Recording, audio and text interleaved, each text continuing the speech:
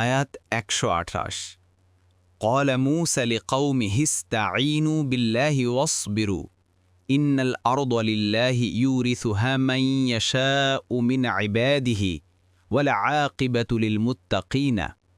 অনুবাদ, মূসা তার সম্প্রদায়কে বললেন, আল্লাহ কাছে সাহায্য চাও এবং ধৈর্য ধরো। নিশ্চয়ই জমিন আল্লাহরই, তিনি তার বান্দাদের মধ্যে যাকে ইচ্ছে তার ওয়ারিশ বানান, আর শুভ পরিণাম তো মুত্তাকীদের জন্যই।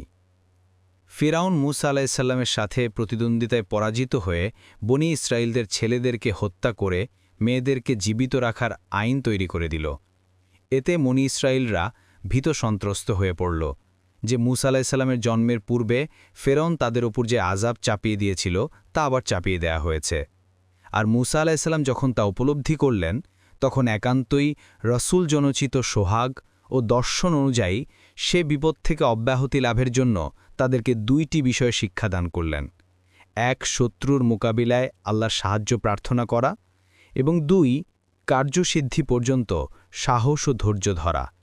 সেই সঙ্গে এই কথাও বাতলে দিলেন যে এই ব্যবস্থা যদি অবলম্বন করতে পারো তাহলে এ দেশ তোমাদের, তোমরাই জয়ী হবে। আর এই কথা নিশ্চিত যে শেষ পর্যন্ত মুত্তাকীরাই কৃতকার্যতা লাভ করে থাকে।